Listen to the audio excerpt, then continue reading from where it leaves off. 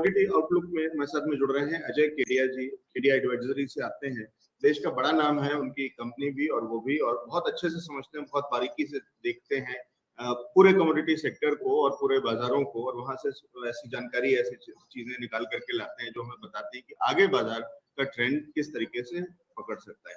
सीधा चलते हैं अजय जी के पास में। अजय जी, स्वागत है आपका शो पे। Good morning sir. Very good morning sir. Ajay sir, आज हम किस विषय पर बात करने जा रहे हैं और वो क्यों इम्पोर्टेंट है? Good morning everyone. देखिए, आज फर्स्ट डे है मई मंथ का, और ये हफ्ता काफी इंपॉर्टेंट रहना है पूरे मई मंथ के लिए भी और पूरे साल भर के लिए भी, क्योंकि ये हफ्ते के अंदर हम देखेंगे फेड, जैसे हमारे यहाँ पे आरबीआई इंपॉर्टेंट है, उसकी कोई भी पॉलिसी के चेंजेस पूरी इकोनॉमी पे इम्पैक्ट पड़ता है। वैसे ग्लोबल मार्केट के अंदर फेड के इंटरेस्ट रेट के ऊपर कुछ भी चेंजेस स्टैंड होता है, उसका इम्पैक्ट चाहे कमोडिटी हो, चाहे इक्विटी हो, चाहे बॉन्ड मार्केट हो, सभी पे इम्पैक्ट पड़ता है। तो आज हम देखेंगे कि इंटरेस्ट रेट की जो मीट बुधवार को है, इस बुधवार के मीट में ऐसा माना जा रहा है कि 0.5 से रेट ऑफ इंटरेस्ट हाइक हो सकती है यूएस में, और इसका इम्पैक्ट हम पूरे ग्लोबल मार्केट पे पड़ते हुए देखेंगे। तो सबसे पहले अगर हम देखते हैं कि फेड इस बार बता चुका है ऑलरेडी कि यूएस इकोनॉमी काफी शानदार तरीके से रिकवर कर रही है, और उसको मेंटेन रखने के लिए और अच्छा बूस्ट करने के लिए रेट हाइक कर सकती है।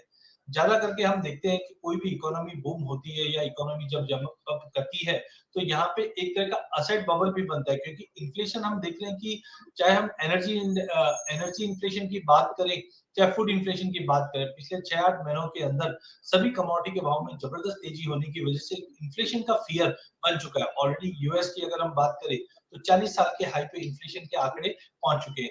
कुछ मेजर पॉइंट्स की अगर बात करें तो यहाँ पे हम देख रहे हैं कि यूएस फेड के लिए आज ये हफ्ता काफी इंपॉर्टेंट होना है, क्योंकि एक तरफ एग्रेसिव रेट हाइक की बातें हो रही है, दूसरी तरफ हम इन्फ्लेशन भी बढ़ते हुए देख रहे हैं। देखिए, जब भी मार्केट में लिक्विडिटी लाई जाती है तो लाने का पर्पस होता है रिसेशन से हम इकोनॉमी को बाहर निकाल सके। बट अब हो क्या रहा है कि इन्फ्लेशन भी बढ़ रहा है, रेट भी बढ़ रही है, तो अगर इन्फ्लेशन को रोकना है तो लिक्विडिटी मार्केट से निकालनी पड़ेगी, और जैसी लिक्विडिटी निकालते हैं तो फिर से रिसेशन का खतरा बन जाता है, क्योंकि अभी भी पेंडेमिक का हम चाइना से देख रहे हैं, लॉकडाउन हुआ था, अब जाके नंबर्स केस कम होना चालू हो चुके हैं, क्रूड के भाव में अभी भी तेजी है। तो जो भी फूड एंड गैस के अगर हम प्राइसेस के अंदर जो तेजी देखी है, उसका कहीं ना कहीं इन्फ्लेशन पे इम्पैक्ट पड़ा है, और जो 6.6 के करीब मार्च मंथ में टच करते हुए दिखाई दिया। तो फेड ने काफी बड़ा बैट लिया है इस बार, और बताया है कि 3% से 3.25% तक इंटरेस्ट हम 2022 में देख पाएंगे, और कहीं ना कहीं इन्फ्लेशन प्रेशर जो है वॉर की वजह से भी ये अब कंट्रोल के बाहर हो रहा है। ज्यादा करके हम देखते हैं कि जब भी इन्फ्लेशन इंटरेस्ट रेट बढ़ती है, उससे पहले भी इक्विटी मार्केट में एक अच्छा खासा जंप रहता है।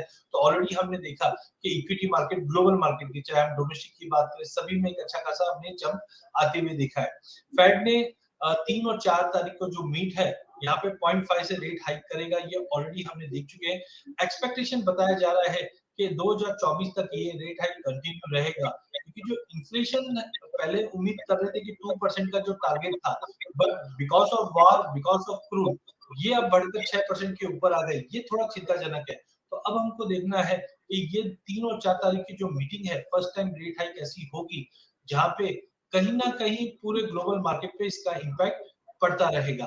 तो रिसेंटली फेड ने ये भी बताया कि ओवरऑल अगर हम कंसीडर करते हैं इकोनॉमी को, तो यहाँ पे हमको एम्प्लॉयमेंट है, इन्फ्लेशन है, इन सबको देखते हुए वो डिसीजन ले रहा है।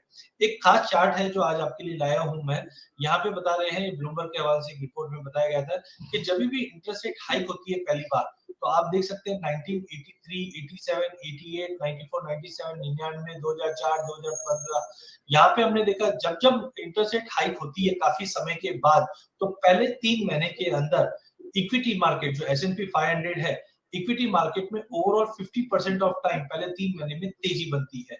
अगले 6 महीने में भी तेजी बनने की काफी गुंजाइश रहती है, बट हमने करीबन 1994 में गिरावट देखी, बट पिछले अगर 20 साल की बात करें तो हमने यहाँ पे भी पॉजिटिव देखा। तो ओवरऑल हम बोल सकते हैं कि अब तक का ट्रैक रिकॉर्ड ऐसा ही रहता है कि जब भी इंटरेस्ट रेट हाइक हुआ है तो हमने इक्विटी मार्केट में गेन देखा है। कमोडिटी में नो डाउट थोड़ा टेम्परेरी डेंट आते हुए दिखते हैं। ऐसे में कौन से सेक्टर पे आपको ध्यान रखना है, तो अब तक का इतिहास यही बताता है कि technology, real estate, energy, health care, utility, इनके अंदर हमने थोड़ा बहुत अच्छा एनुअलाइज रिटर्न कभी भी फेड के रेट हाइक के बाद देखा है। कमोडिटी मार्केट के अंदर इसका एक नेगेटिव इम्पैक्ट टेम्परेरी पड़ता है, जहां पे हम देखते हैं सोने, चांदी, बेस मेटल, इन सब में गिरावट देखते हैं क्योंकि डॉलर इंडेक्स में काफी स्ट्रेंथ बनी हुई है। तो ऑलरेडी हमने देखा है कि गोल्ड में पिछले महीने के अंदर ऑलमोस्ट $100 की गिरावट हमने बनते हुए देखी है। तो कहीं ना कहीं जो 2 दिन के बाद की जो मीट है, ये काफी इंपॉर्टेंट रहेगी इक्विटी कमोडिटी मार्केट दोनों के लिए, और टेम्परेरी हम सोने, चांदी और बेस मेटल क्रूड के साथ टेम्परेरी एक फॉल देख सकते हैं। एलेक्स जी। ठीक है, तो ये इंपॉर्टेंट जानकारी, और इससे क्या क्या बदलाव आ सकता है बाजार के अंदर में और ओवरऑल इकोनॉमी के अंदर में, वो भी हम देख सकते हैं। सर, एक सवाल मेरा चलते चलते कि क्या इसको हम उस संदर्भ में भी देखें कि आरबीआई भी कुछ उस तरीके के फैसले ले सकता है, और क्या रेट इंटरेस्ट पे इसका कहीं कोई असर होता है या इसका कोई इंप्रेशन होता है, कोई ऐसी चीज होती है? देखिए, यूएस की इकोनॉमी हम एक रेफरेंस इकोनॉमी के नाम से जानते हैं।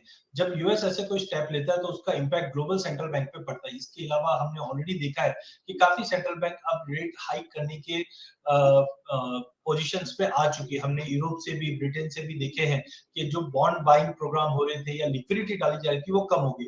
But as of now India में हमने देखा कि एक न्यूट्रल स्टैंड हमने देखा है हमेशा, और उम्मीद जताई जा रही है कि 2022 के अंत तक, Q4 तक हम देख सकते हैं यहाँ से हमारे यहाँ पे भी रेट हाइक के सिनेरियो बनने लग जाएंगे। क्योंकि आप ये देखिए, पेंडेमिक के बाद इंडिया के लिए बताया जा रहा था कि पेंडेमिक हिट करेगा तो इकोनॉमी पे काफी ज्यादा नेगेटिव इम्पैक्ट पड़ सकता है, बट उसके विपरीत हमने देखा जो गवर्नमेंट और आरबीआई के सपोर्ट थे, उसको देखते हुए, क्रेडिट सपोर्ट बोल दीजिए या पॉलिसी सपोर्ट बोल दीजिए, इसको देखते हुए हमने देखा कि आज आईएमएफ भी बोलता है कि 8.5 की जो जीडीपी की ग्रोथ बता रहे 2022 में, वहां पे इंडिया लीड कर रही है।